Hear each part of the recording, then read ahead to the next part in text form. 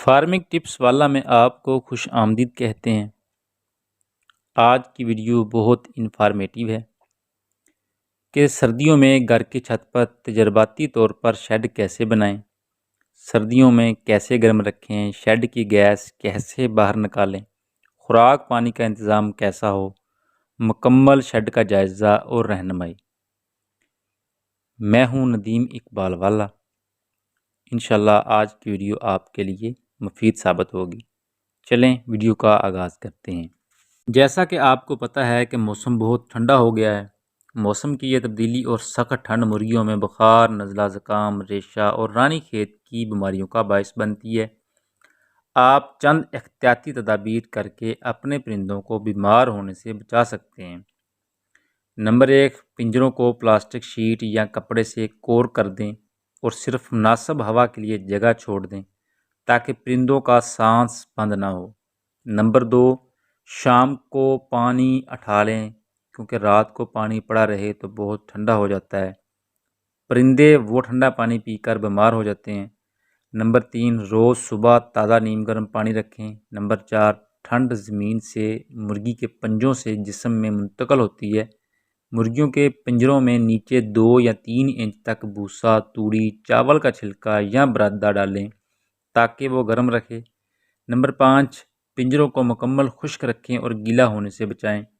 Number 6، ہفتہ میں 2 دن لہسن، ادرک، سونف، اجوائن اور ملٹھی کا کہوہ بنا کر دیں۔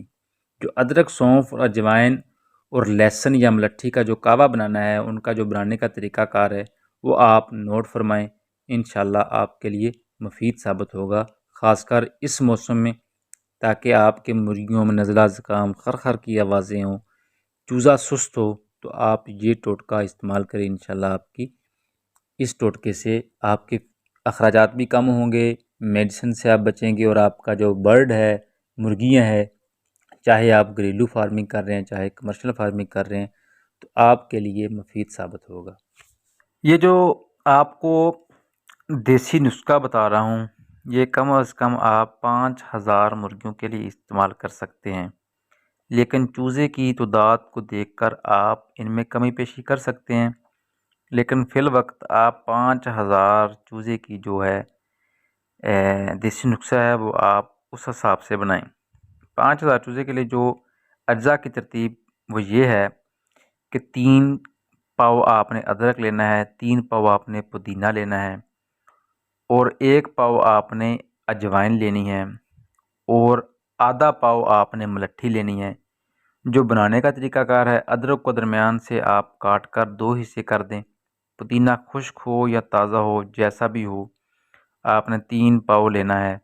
باقی اجوائن اور ملٹھی پنسار سے مل جاتی ہے۔ ان تمام اجزاء کو 15 کلو پانی میں ڈال کر چولہے پر چڑھا دیں اور خوب اچھی طرح پکائیں یہاں تک کہ 5-6 کلو پانی رہ جائے۔